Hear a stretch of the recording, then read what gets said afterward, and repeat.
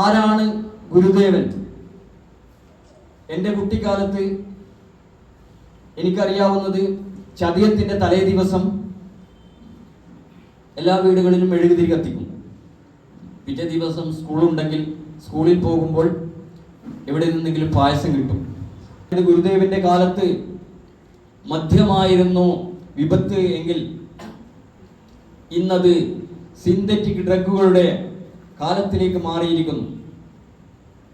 നമ്മൾ രക്ഷിതാക്കൾ ജാഗരൂകരായിരിക്കേണ്ട സമയമാണിത്. പക്ഷേ ജീവിതത്തിൽ 3 പ്രാവശ്യം മാത്രം ഗുരുദേവൻ കരഞ്ഞു. ഇല്ല, അന്യന്റെ ഭാര്യ അപഹരിച്ചു കൊണ്ടുപോയ അധർമ്മിയായ രാവണനെയാണ് എനിക്കിഷ്ടം എന്ന് പറയുന്ന വേടന്മാരുടെ കാലഘട്ടമായി മാറിയിരിക്കുന്നത്. അങ്ങനെയുള്ള വേടന്മാരുടെ കവിതകൾ അക്കാഡമിക് വിദ്യാഭ്യാസത്തിൽ ഉൾപ്പെടുത്തിയിരിക്കുന്നു. ഗുരുദേവന്റെ ഒരു കൃതി പോലും ഇന്ന് പാഠ്യവിഷയമാക്കുന്നില്ല. അപ്പോൾ അത് നമ്മൾ എവിടെ നിന്ന് തുടങ്ങണം? നമ്മളെ ഗൃഹത്തിൽ നിന്ന് തന്നെ തുടങ്ങണം. ഇവിടെ ഗുരുദേവ കൃതികളും മറ്റാത്മീയ ഗ്രന്ഥങ്ങളും പഠിപ്പിക്കുന്ന ഒരു പാഠശാലയുണ്ട്. എല്ലാ ഞായറാഴ്ചയും എല്ലാ വിശേഷണങ്ങൾക്കും എന്നെ കൊണ്ട് പറഞ്ഞതിൽ ഞാനിവിടെ ആഗ്രഹിക്കുന്നത് ഗുരുനാഥൻ്റെ ആത്മീയ പഠന ക്ലാസ്സിലെ ഒരു വിദ്യാർത്ഥി എന്നതാണ്. എല്ലാ ഞായറാഴ്ചയും കാലത്ത് 9 മണി മുതൽ 10:15 വരെ ആ പഠന ക്ലാസ് നടക്കുന്നു. ഗുരുനാഥനാണെങ്കിൽ നവതി ആഘോഷം നമ്മൾ ഈ ഹാളിൽ വെച്ച് ആഘോഷിച്ചതാണ്.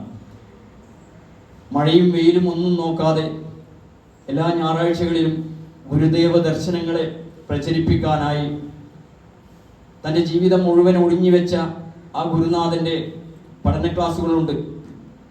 ഇവിടെ വന്നു ചേർന്ന കുട്ടികളുണ്ട്, രക്ഷിതാക്കളുണ്ട്. അവരൊക്കെ സമയങ്ങൾ ഒരു ഞായറാഴ്ചയിലെ ഒരു 1.5 മണിക്കൂർ, ഒരു 1.25 മണിക്കൂർ അതിനുവേണ്ടി മാറ്റിവെക്കുക. അല്ലാതെ കണ്ട് നമ്മുടെ മക്കൾ വഴിതെറ്റിപ്പോകുന്നു എന്ന് വിലപിച്ചത് കൊണ്ട് കാര്യമില്ല. ഗുരുദേവന്റെ ദർശനങ്ങൾ, അദ്ദേഹം എന്താണ് പറഞ്ഞത്, അതൊക്കെ അറിഞ്ഞുകൊണ്ട് ഒരു നല്ല ജനതയായി മാറാൻ നമ്മുടെ നാട്ടിനും നാട്ടുകാർക്കും നമ്മുടെ രാഷ്ട്രത്തിനും ഉതകുന്ന ഒരു ഉത്തമ പൗരന്മാരെ സൃഷ്ടിക്കുവാൻ അദ്ദേഹത്തിൻ്റെ കൃതികളിലൂടെ നമുക്ക് സാധിക്കും, പഠനത്തിലൂടെ സാധിക്കും. ഇങ്ങനെയുള്ള വേദികളിൽ മാത്രമേ ഗുരുവിനെ കുറിച്ച് അറിയാനും അറിയിക്കാനും സാധിക്കുകയുള്ളൂ. അപ്പോൾ ആരാണ് ഗുരുദേവൻ?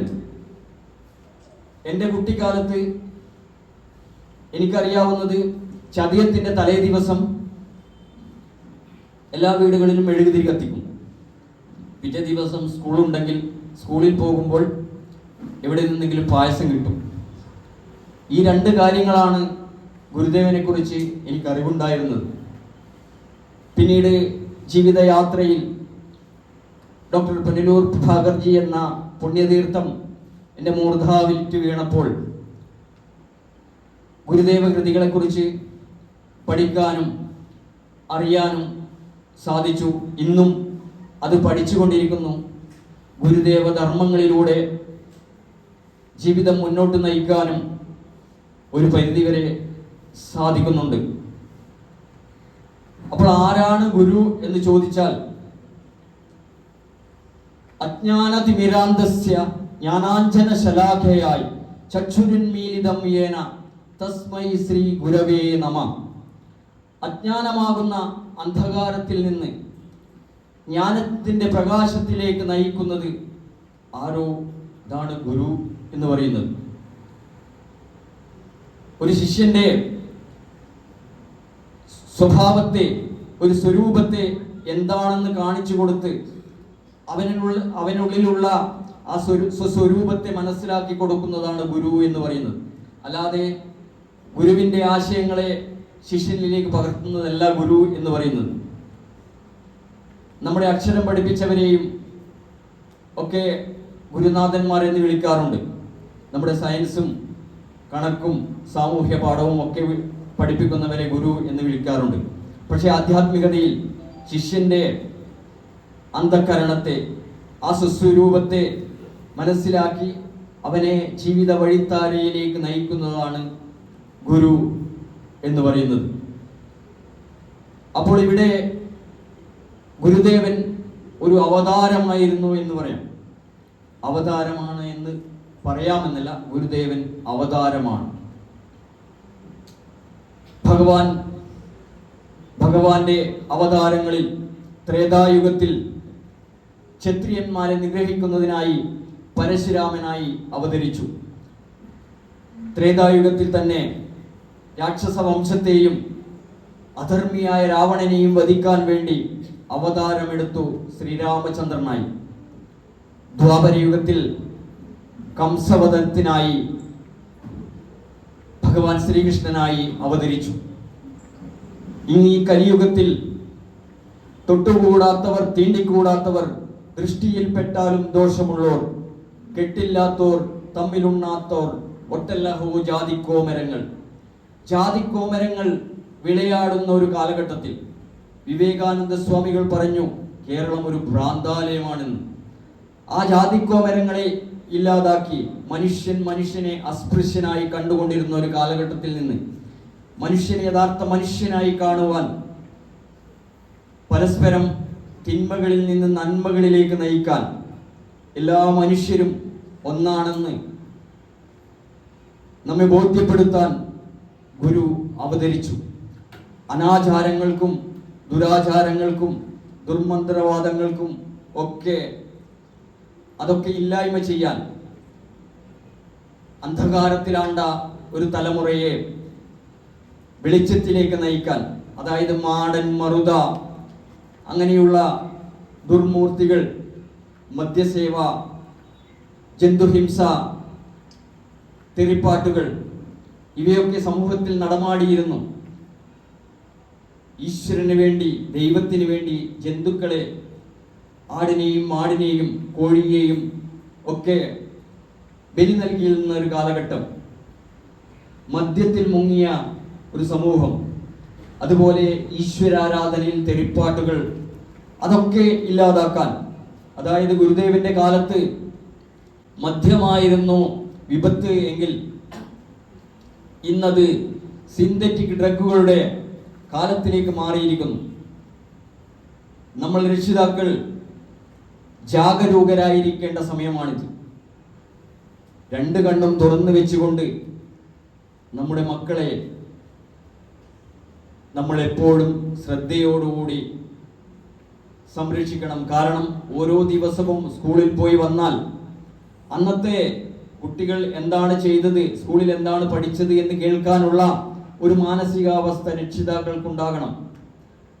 അല്ലെങ്കിൽ കുട്ടി വരുമ്പോൾ TV തുറന്നു വെച്ചും മൊബൈൽ നോക്കിയും രക്ഷിതാക്കൾ ഇരുന്നാൽ കുട്ടികൾ പിന്നീട് കാര്യങ്ങൾ പറയാതാകും. അവരുടെ ബാഗുകൾ പരിശോധിക്കണം, എന്താണ് അവർ അന്ന് കഴിച്ചത് എന്നൊക്കെ. അതായത് ഒരു പ്രാവശ്യം മാത്രം ഉപയോഗിച്ചാൽ അതിനടിമയാകുന്ന തരത്തിലുള്ള ഡ്രഗുകളുണ്ട്. അതിൻ്റെ പേരൊന്നും ഞാൻ പറയുന്നില്ല.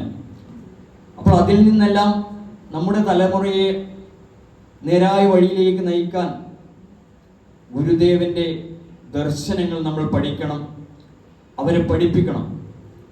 അതായത് ഗുരുദേവൻ അവതാരമാണ്, ഈശ്വരനാണ് എന്ന് പറഞ്ഞത് കുട്ടിക്കാലത്ത് വാരാണപ്പള്ളി തറവാട്ടിൽ സംസ്കൃതം പഠിക്കാൻ പോയപ്പോൾ, അന്ന് ഗുരുദേവൻ ആയിട്ടില്ല, കുഞ്ഞു നാണുവാണ്.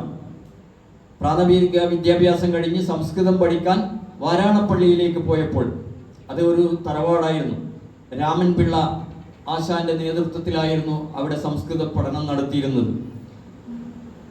കുഞ്ഞു നാണുവിനെ അരിയിലെഴുത്തിയ നാരായണ പിള്ള സാർ പറഞ്ഞത് നാണു നാരായണനായി വളരും എന്നാണ്.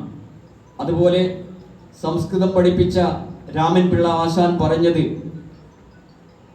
ഓരോ ഗുരുവും അറിയപ്പെടുക തൻ്റെ ശിഷ്യരിലൂടെയാണ്, ഞാൻ അറിയപ്പെടുക നാണുവിലൂടെയാണ് എന്ന് പറഞ്ഞ അനുഗ്രഹിച്ച ഗുരുനാഥന്മാർ. അങ്ങനെയുള്ള ഗുരുനാഥന്മാരുടെ പാദങ്ങളെ നമ്മൾ വന്ദിക്കണം, പാദ നമസ്കാരം ചെയ്യണം. വീട്ടിൽ നിന്ന് തുടങ്ങണം എന്ന് പറഞ്ഞത് അച്ഛൻ്റെയും അമ്മയുടെയും മാതാപിതാക്കളുടെ പാദങ്ങൾ നമസ്കരിച്ച് സ്കൂളിലേക്ക് കുട്ടികളെ വിടുന്ന ഒരു സംസ്കാരം നമുക്കുണ്ടായിരുന്നു, അത് ഉണ്ടാകണം. അങ്ങനെ മാതാപിതാക്കളുടെ പാദങ്ങളെ നമസ്കരിച്ച് സ്കൂളിലേക്ക് പോകുന്ന ഒരു കുഞ്ഞും വളർന്നു വലുതായാൽ അമ്മയുടെയും അച്ഛൻ്റെയും തലക്കടിച്ചു കൊല്ലില്ല, അവരെ വൃദ്ധസദനത്തിലേക്ക് അയക്കില്ല. അതുപോലെ ഗുരുവിൻ്റെ പാദങ്ങളെ നമസ്കരിച്ച് വിദ്യ അഭ്യസിക്കുന്ന ഒരു കുട്ടിയും ഗുരുവിൻ്റെ കസേല കത്തിക്കാനും ഗുരുവിനെ ഗരാവോ ചെയ്യുവാനും മുതിരില്ല. ആ സംസ്കാരത്തിലൂടെ നമ്മുടെ കുട്ടികളെ വളർത്തണം. അപ്പോൾ ഗുരു ഈശ്വരനാണ് എന്ന് പറഞ്ഞത് ആ വാരാണപ്പള്ളിയിൽ തറവാട്ടിൽ ഒരു വലിയ നാലുകെട്ടും അതിനോട് ചുറ്റുപാടുമായി നോക്കത്താ ദൂരത്ത് വയലേലകളും അതുപോലെ പരിശുദ്ധൊടുത്തും ഒക്കെ ഉണ്ടായിരുന്ന ഒരു തറവാടായിരുന്നു വാരാണപ്പള്ളി. അവിടെ കന്നുകാലികളെ മേയ്ക്കുന്ന ഒരു പുലയ ബാലൻ ഉണ്ടായിരുന്നു, ചാത്തൻ എന്നാണ് പേര്. ഗുരുദേവൻ കുട്ടിക്കാലത്ത് തന്നെ ജന്തുക്കളോടും, അതായത് എല്ലാ മനുഷ്യരോടും, താഴ്ന്ന ജാതിയായാലും ഉയർന്ന ജാതിയായാലും അതുപോലെ ജീവജാലങ്ങളോടും ഒക്കെ അനുകമ്പയുള്ള ഒരു കുട്ടിയായിരുന്നു അന്ന് കുട്ടിക്കാലത്ത് നാണു എന്ന് പറയും. അങ്ങനെ ആ പശുക്കളെയൊക്കെ നന്നായി സംരക്ഷിക്കുന്നത് കൊണ്ട് ചാത്തനോട് നാണുവിന് വലിയ സ്നേഹമായിരുന്നു. അങ്ങനെ അവിടെ സൗഹൃദം സ്ഥാപിച്ചു. ചാത്തൻ എപ്പോഴും ഗുരുവിൻ്റെ ഒരു അകലം പാലിച്ചുകൊണ്ടായിരുന്നു എപ്പോഴും ഉണ്ടാകാറ്. കാരണം തൊട്ടുകൂടാത്തവർ, തീണ്ടിക്കൂടാത്തവർ, ദൃഷ്ടിയിൽപ്പെട്ടാലും ദോഷമുള്ളവർ എന്ന് പാടിയതുപോലെ ചാത്തൻ താഴ്ന്ന ജാതിയിലുള്ളതായിരുന്നു. അങ്ങനെ ഒരു ദിവസം ചാത്തനെ കുറച്ചു നാളായി കാണുന്നില്ല. വാരണപ്പള്ളിയിലെ കാരണവരോട് നാടു ചോദിച്ചു, ചാത്തനെ കുറെ നാളായില്ലേ കാരണവരെ കാണാത്തത്, എന്താണ് ചാത്തന് പറ്റിയത്? അപ്പോൾ കാരണവർ ചോദിച്ചു, നാണു ഇതൊന്നും അറിയില്ലേ, ചാത്തന് വസൂരി രോഗമാണ്. വസൂരി, അന്നത്തെ കാലത്ത് വസൂരി മാറാവ്യാധിയാണ്, മരണം മാത്രമാണ്, ചികിത്സയില്ല. നാണു അവിടേക്കൊന്നും പോകരുതേ എന്ന് ഗുരുനാഥൻ കാരണവർ പറഞ്ഞു. അന്ന് രാത്രി കുഞ്ഞു നാണുവിന് ഉറങ്ങാനായില്ല. പിറ്റേന്ന് രാവിലെ തന്നെ ചാത്തൻ്റെ ചാളയിലേക്ക് പോവുകയാണ്. കുറച്ച് തുണിയും മരോട്ടിക്ക എണ്ണയും ഒക്കെയായി ചാത്തൻ്റെ ചാളയിലേക്ക് പോയപ്പോൾ ചാത്തൻ പറഞ്ഞു, അയ്യോ തമ്പ്രാൻ എന്തിനാണ് വന്നത് എന്ന് ചോദിച്ചു. അങ്ങനെ കുഞ്ഞു നാണു ചാത്തൻ്റെ ശരീരത്തിലെ വ്രണങ്ങളൊക്കെ ആ തുണി വെച്ച് വൃത്തിയാക്കിക്കൊണ്ട് മരോട്ടിക്ക എണ്ണ പുരട്ടി. അങ്ങനെ ദിവസവും ഇതുപോലെ ചെയ്യാൻ പറഞ്ഞ് കുഞ്ഞു നാണു അവിടെ നിന്നും തറവാട്ടിലേക്ക് പോയി. 2-3 ആഴ്ച കഴിഞ്ഞപ്പോൾ ചാത്തൻ വീണ്ടും ആ തറവാട്ടിലേക്ക് വന്നു. അപ്പോൾ കാരണവർ അത്ഭുതത്തോടെ ചോദിച്ചു, ചാത്തൻ എങ്ങനെയാണ് സുഖം പ്രാപിച്ചത്, എന്താണ് സംഭവിച്ചത് എന്ന് ചോദിച്ചപ്പോൾ ആ ചാത്തൻ പറഞ്ഞത്, നാണു തമ്പ്രാൻ ഈശ്വരന്റെ രൂപത്തിൽ വന്ന് എന്നെ ചികിത്സിച്ചു എന്നാണ് പറയുന്നത്. അപ്പോൾ ഗുരുദേവൻ അന്ന് കുഞ്ഞു നാണുവായിരിക്കുമ്പോൾ തന്നെ ഈശ്വരാവതാരമാണെന്ന് മനസ്സിലാക്കിയത് നമ്മളൊക്കെ താഴ്ന്ന ജാതി അധകൃതൻ എന്ന് വിളിക്കുന്ന ആ പുലിയച്ചെറുക്കനായ ചാത്തനായിരുന്നു. അപ്പോൾ ഗുരുദേവൻ ഈശ്വരൻ തന്നെയാണ്. ഗുരുദേവനെ സാമൂഹ്യ പരിഷ്കർത്താവ്, ഒരു ജാതി ഒരു മതം ഒരു ദൈവം എന്നൊക്കെ പറഞ്ഞ് അവിടെ ഒതുക്കി നമ്മൾ ഗുരുദേവന്റെ മഹത്വത്തെ അറിഞ്ഞില്ല. ഒരു പീഡ ഉറുമ്പിനും വരുത്തരുത് എന്ന് പറഞ്ഞ ഗുരു, അതായത് നമ്മുടെ ദൃഷ്ടിഗോചരമായതിൽ ഏറ്റവും ചെറുത് എന്ന് പറയുന്ന ഉറുമ്പ്, ആ ഉറുമ്പിന് പോലും ഒരു പീഡയുണ്ടാകരുത് എന്ന് പറഞ്ഞ ആ കരുണാമയനായ ഗുരു, അവനവൻ ആത്മസുഖത്തിന് ആചരിക്കുന്നവ അവരന് സുഖത്തിനായി വരേണം എന്ന് പറഞ്ഞ, അതായത് നമ്മൾ ഓരോരുത്തരും നമ്മുടെ സുഖത്തിനായി മാത്രം ആചരിക്കുന്നത് അവനന്റെ സുഖത്തിനായി വരണം, മറ്റുള്ളവർക്ക് കൂടെ സുഖത്തിനായി വരേണം. പക്ഷേ അവനവൻ ആത്മസുഖത്തിന് ആചരിക്കുന്നവ അവരന് സുഖത്തിനായി വന്നില്ലെങ്കിലും അവരന് ദോഷമില്ലാതെ ഇരുന്നാൽ ഈ സമൂഹം എന്നേ നന്നായിരിക്കും. അതുപോലെ വിദ്യ കൊണ്ട് പ്രബുദ്ധരാകുവാനും സംഘടന കൊണ്ട് ശക്തരാകുവാനും വ്യവസായം കൊണ്ട് സമ്പന്നരാകുവാനും ഉദ്ഘോഷിച്ചു ദീർഘദർശിയായ ഗുരുദേവൻ. വിദ്യ എന്ന് പറയുന്നത് ഇന്നത്തെ അക്കാദമിക് വിദ്യാഭ്യാസ രീതി മാത്രമല്ല, അതിൽ ഭൂതവിദ്യയും ആത്മവിദ്യയുമുണ്ട്. ഇവിടെ പഠിപ്പിക്കുന്നത് ഭൂതവിദ്യയാണ് ഇന്നത്തെ അക്കാദമിക് രീതിയിൽ, ആത്മവിദ്യ പഠിപ്പിക്കുന്നില്ല. അതുകൊണ്ടാണ് ഗുരുദേവൻ അന്ന് പറഞ്ഞത് ഓരോ ക്ഷേത്രങ്ങളോടനുബന്ധിച്ചും വിദ്യാലയങ്ങൾ ഉണ്ടാവണമെന്ന്, ആത്മീയ പഠനശാലകൾ ഉണ്ടാകണം. അതിനൊരു ഗുരുദേവൻ പറഞ്ഞത് അക്ഷരം പ്രതി ഈ ക്ഷേത്രം, ഈ സുന്ദരേശ്വര ക്ഷേത്രം ഇന്നും പാലിച്ചു വരുന്നു. ഒരു ആത്മീയ പഠന ക്ലാസ് ഇവിടെ നടത്തി വരുന്നു. അതുപോലെ സംഘടന കൊണ്ട് ശക്തരാകുവാൻ നല്ലൊരു കെട്ടുറപ്പുള്ള സംഘടന, ഒരു സംവിധാനം ഇവിടെയുണ്ട്. അതുപോലെ വ്യവസായം കൊണ്ട് സമ്പന്നരാകണം എന്നാണ് പറഞ്ഞത്. പക്ഷേ ഇവിടെ വിദ്യ കൊണ്ട് പ്രബുദ്ധരാകുവാനും സംഘടന കൊണ്ട് ശക്തരാകുവാനും മാത്രമാണ് അവിടെ നിർത്തി. വ്യവസായം കൊണ്ട് സമ്പന്നരാകുവാൻ അത്തരം ഒരു നീക്കത്തിലേക്ക് വന്നില്ല. പ്രസിഡന്റിനോടും സെക്രട്ടറിയോടും എനിക്ക് പറയാനുള്ളത്, ഈ ക്ഷേത്രത്തോടനുബന്ധിച്ച് ഒരു വ്യവസായശാലകൾ ഉണ്ടാകണം. ഗുരു ദീർഘദർശിയായ ഗുരു അന്ന് പറഞ്ഞത്, അതായത് ഓരോ ഗ്രാമാന്തരങ്ങളിലും ചെറുകിട വ്യവസായങ്ങൾ ഉണ്ടാകണം. കൈത്തറിയും കയറും അതുപോലെയുള്ള പായുൽപ്പന്നങ്ങളും അങ്ങനെയുള്ള ചെറുകിട വ്യവസായങ്ങൾ ഉണ്ടായാൽ മാത്രമേ ഗ്രാമങ്ങൾ പുരോഗതിയിലേക്ക് വരൂ. ഈ വ്യവസായത്തെക്കുറിച്ച് പറയുന്നത് എന്തുകൊണ്ടാണെന്ന് വെച്ചാൽ, ഞാനൊരു വ്യവസായിയാണ്, ഒരു 5-10 പേർക്ക് തൊഴിൽ കൊടുക്കുന്ന ഒരു വ്യവസായിയാണ്. അപ്പോൾ ഗുരുദേവൻ അന്നേ പറഞ്ഞു, അതായത് കേരളം ഉപഭോക്തൃ സംസ്ഥാനമാണ്, നമ്മളെല്ലാം പുറത്തുനിന്ന് വാങ്ങുകയാണ്, ഒരുപാട് സാധ്യതകൾ ഇവിടെയുണ്ട്. അപ്പോൾ അതെല്ലാം ഇവിടെ ഉൽപ്പാദിപ്പിച്ചാൽ നമ്മുടെ നാട് ഐശ്വര്യ സമ്പൂർണമാകും. അപ്പോൾ ഗുരുദേവൻ പറഞ്ഞത് ഓരോന്നും, ഓരോ വാക്കുകളും അമൃതബിന്ദുക്കളായി അത് നമ്മുടെ ജീവിതത്തിൽ പകർത്തിയാൽ ദുരാചാരങ്ങളും അനാചാരങ്ങളും ദുർമന്ത്രവാദങ്ങളും ഒക്കെ ഇല്ലാതെ മനുഷ്യനെ സ്നേഹിക്കുന്ന ആരായുകിൽ അന്ധത്വമൊഴിച്ച് ആദിമഹസ്സിൻ നേരാം വഴി കാട്ടും ഗുരുവല്ലോ പരദൈവം എന്ന് ആശാൻ പറഞ്ഞതുപോലെ, അങ്ങനെയുള്ള, അതായത് നന്മ നിറഞ്ഞ ഒരു മനസ്സും അഹന്തയും അഹങ്കാരവുമില്ലാത്ത ഒരു നിർമ്മലമായ മനസ്സുണ്ടാകും. അങ്ങനെയുള്ള ഒരു മനസ്സുണ്ടാകുവാൻ ഗുരുദേവൻ നമ്മോട് പറഞ്ഞു, പഞ്ചശുദ്ധി, ദേഹശുദ്ധി, വാക്ശുദ്ധി, മനഃശുദ്ധി, ഇന്ദ്രിയശുദ്ധി, ഗൃഹശുദ്ധി. ഈ 5 തരം ശുദ്ധികൾ എങ്കിലും നമ്മുടെ കുട്ടികളെ നമ്മൾ പഠിപ്പിക്കണം. ഈ പഞ്ചശുദ്ധിയെങ്കിലും പഠിപ്പിച്ച് നിർമ്മലമായ മനസ്സ്, അതായത് സൗണ്ട് മൈൻഡിനെ സൗണ്ട് ബോഡി എന്നാണ് പറയുന്നത്. ശുദ്ധമായ മനസ്സിൽ, ശുദ്ധമായ ശരീരത്തിൽ മാത്രമേ ശുദ്ധമായ മനസ്സുണ്ടാകൂ. ആരോഗ്യവും മനസ്സും ഉണ്ടാകാൻ യോഗവിദ്യയിൽ പാരംഗതനായിരുന്നു ഗുരുദേവൻ. അതായത് ഗുരുദേവൻ എന്നെ പലരും പരീക്ഷിച്ചിട്ടുണ്ടായിരുന്നു. ഗുരുദേവനെ ആൾമാർ, അതായത് ഒരു സ്ഥലത്ത് കണ്ട ഗുരുദേവനെ മറ്റൊരു സ്ഥലത്ത് കണ്ടു എന്നൊക്കെ പറയുന്നപ്പോൾ അതെങ്ങനെ സംഭവിക്കുമെന്ന് ചോദിച്ച് ഗുരുദേവനെ പരീക്ഷിച്ചു.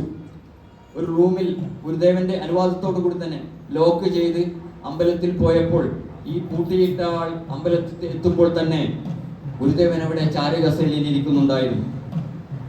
അപ്പോൾ യോഗവിദ്യയും എല്ലാ വിദ്യകളും ഗുരുദേവൻ അറിയാമായിരുന്നു.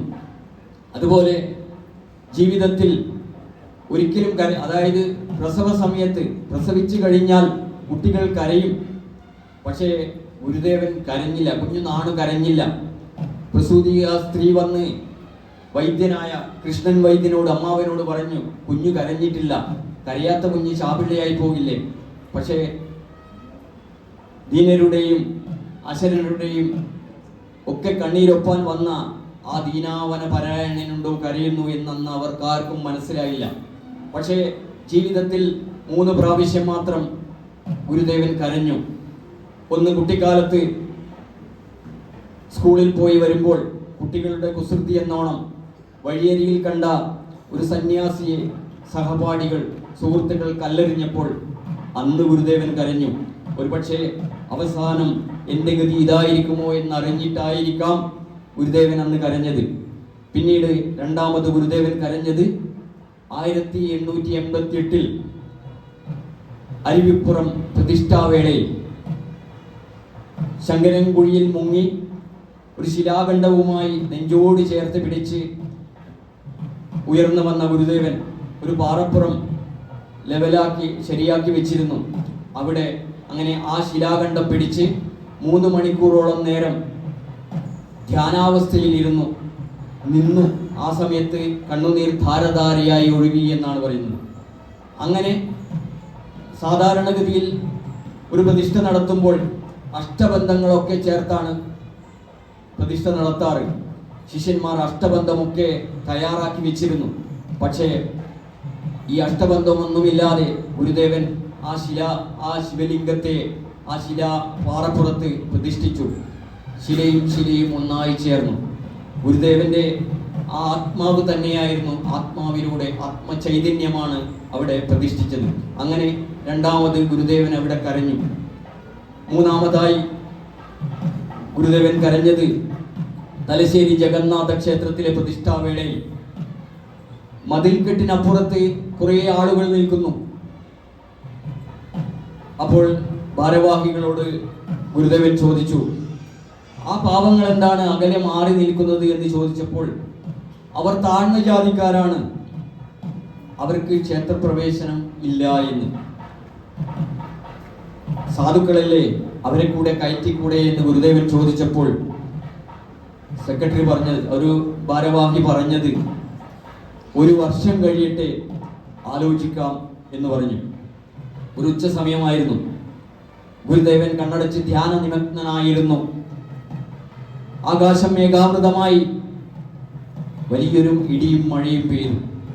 ആ മഴ അരമണിക്കൂറോളം നിന്നു. ആ മഴ തോർന്നപ്പോൾ ഗുരുദേവൻ ചോദിച്ചു, 1 വർഷം കഴിഞ്ഞില്ലേ, ആ സാധുക്കളെ കൂടെ കയറ്റിക്കൂടെ എന്ന് ചോദിച്ചപ്പോൾ അങ്ങനെ ആ താഴ്ന്ന ജാതിക്കാർക്ക് തലശ്ശേരി ജഗന്നാഥ ക്ഷേത്രത്തിൽ അന്ന് ക്ഷേത്രപ്രവേശനമുണ്ടായി. ആ സമയത്തും ഗുരുദേവൻ കണ്ണീർ വാർത്തു. അങ്ങനെ ജീവിതത്തിൽ 3 തവണ മാത്രം കണ്ണീർ വാർത്ത ആ ഗുരുവിനെ നമ്മൾ അറിയാതെ പോയി. അപ്പോൾ ആ ഗുരുദേവനെ നമ്മൾ എങ്ങനെ അറിയണം, എങ്ങനെ ഗുരുവിനെ നമ്മളെ ധ്യാനിക്കണം?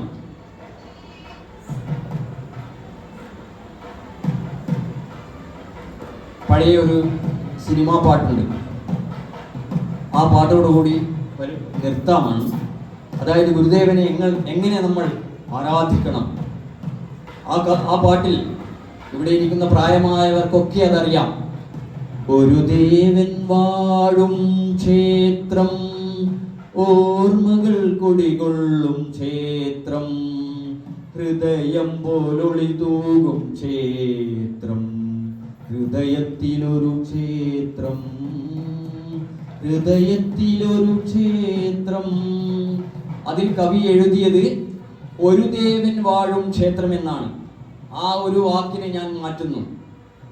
അത് ഒരു ദേവൻ എന്നുള്ളത് ഗുരുദേവൻ വാഴും ക്ഷേത്രം, ഓർമ്മകൾ കുടികൊള്ളും ക്ഷേത്രം, ഹൃദയം പോലൊളി തൂകും ക്ഷേത്രം, ഹൃദയത്തിലൊരു ക്ഷേത്രം, ഹൃദയത്തിലൊരു ക്ഷേത്രം. അങ്ങനെ നമ്മുടെ ഹൃദയത്തിൽ ഒരു ക്ഷേത്രം പണിതുകൊണ്ട് അതിൽ ഗുരുദേവനെ പ്രതിഷ്ഠിക്കുക. ആ ഗുരുദേവനെ നമ്മുടെ ഹൃദയത്തിൽ പ്രതിഷ്ഠിച്ച് ആരാധിച്ചാൽ അക്രമവാസനകളും അചിന്ത്യകളും ഒക്കെ ഇല്ലാതായി, അഹങ്കാരവും അഹംഭാവവും ഒക്കെ ഇല്ലാതായി ഒരു നിർമ്മലമായ ഹൃദയം നമ്മളിൽ ഉണ്ടാകും. അങ്ങനെ നിർമ്മലമായ ഹൃദയം ഉണ്ടായാൽ പരസ്പരം സ്നേഹിക്കുകയും വിശ്വസിക്കുകയും ഒക്കെ ചെയ്യുന്ന ഒരു തലമുറയെ നമുക്ക് വാർത്തെടുക്കാൻ സാധിക്കും. അങ്ങനെ ആ ഗുരുവിനെ നമ്മുടെ ഹൃദയക്ഷേത്രത്തിൽ, ഗീതയിൽ ഭഗവാൻ പറഞ്ഞത് ഈശ്വര സർവഭൂതാനാം ഹൃദ്ദേശേ അർജുന തിഷ്ഠതി, ഈശ്വരൻ സർവഭൂതങ്ങളുടെയും ഹൃദയത്തിൽ വസിക്കുന്നു. നമ്മുടെ ഹൃദയത്തിൽ ഒരു ക്ഷേത്രം പണിതുകൊണ്ട് ആ ക്ഷേത്രത്തിൽ ഗുരുദേവനെ പ്രതിഷ്ഠിച്ചുകൊണ്ട് നമ്മൾ നിത്യകർമ്മങ്ങൾ ചെയ്താൽ അവിടെ ഐശ്വര്യവും ശ്രീയും അഭിവൃദ്ധിയും ഒക്കെ ഉണ്ടാകും എന്ന് മാത്രം പറഞ്ഞുകൊണ്ട് ഈ ഗുരുദേവൻ ജയന്തി ദിനത്തിലുള്ള ആരാണ് ഗുരുദേവൻ എന്ന് പറയാൻ സാധിച്ചില്ലെങ്കിലും ഗുരുദേവൻ എന്താണെന്നുള്ള ഒരു ചിത്രം നിങ്ങൾക്ക് മനസ്സിലാക്കാൻ സാധിച്ചു. ഈ പുരസ്കാരങ്ങൾ വാങ്ങുന്ന കുട്ടികളോട് എനിക്ക് പറയാനുള്ളത്, എല്ലാ മത്സരങ്ങളിലും പങ്കെടുക്കുക. ഒരിക്കൽ പിന്നിൽ വന്നാൽ പിന്നീട് മുന്നിലേക്ക് പോകാനുള്ള അവസരങ്ങൾ നമുക്കുണ്ട്. അതുപോലെ വെറും A+ നേടുവാനുള്ള വിദ്യ മാത്രമാകാതെ നമ്മുടെ കുടുംബത്തിനെയും മാതാപിതാക്കളെയും നാടിനെയും നാട്ടാരെയും അതുപോലെ രാഷ്ട്രത്തിനും ഉതകുന്ന ഉത്തമ പൗരന്മാരായി വളരാൻ ഗുരുദേവന്റെ ദർശനങ്ങൾ പഠിക്കുക. ഒരു മത്സരത്തിൽ തോറ്റുപോയാൽ ജീവിതം അവിടെ അവസാനിച്ചു എന്ന് കരുതാതെ, അതായത് ഇന്നത്തെ ഉയർന്ന വിദ്യാഭ്യാസ രീതിയിൽ ഡോക്ടർ, എഞ്ചിനീയർ, പോലീസ്, വക്കീൽ എന്നിങ്ങനെയൊക്കെ ആകാൻ ആഗ്രഹിക്കുന്നവർ അവരൊക്കെ ജീവിത പ്രതിസന്ധികളിൽ ആത്മഹത്യയിലേക്ക് പോകുന്ന കാലഘട്ടത്തിൽ ജീവിതത്തിൽ പ്രതിസന്ധികളെ തരണം ചെയ്തുകൊണ്ട് മുന്നോട്ട് പോകുവാൻ ഗുരുദേവന്റെ അനുഗ്രഹം നിങ്ങൾക്കുണ്ടാകട്ടെ എന്ന് മാത്രം പ്രാർത്ഥിച്ചുകൊണ്ട് ഒരിക്കൽ കൂടി എല്ലാവർക്കും നന്ദി പറയുകയാണ്. ഗുരുദേവൻ ദൈവദശകത്തിൽ അവസാനത്തെ ശ്ലോകത്തിൽ പാടിയതുപോലെ, ആഴമേറും നിന്മഹസ്സ മാഴിയിൽ ഞങ്ങളാകവേ ആഴണം വാഴണം നിത്യം വാഴണം വാഴണം സുഖം. ആ പരമമായ സുഖത്തിലേക്ക്, ആനന്ദത്തിലേക്ക് എല്ലാവരെയും നയിക്കട്ടെ ആ ഭഗവാൻ ഗുരുദേവൻ എന്ന് മാത്രം പറഞ്ഞുകൊണ്ട് എൻ്റെ വാക്കുകൾ ഉപസംഹരിക്കുന്നു. ഓം അസതോമാ സദ്ഗമയ തമസോർമാ ജ്യോതിർഗമയ മൃത്യോർമാ അമൃതം ഗമയ. ഓം ശാന്തി ശാന്തി ശാന്തി.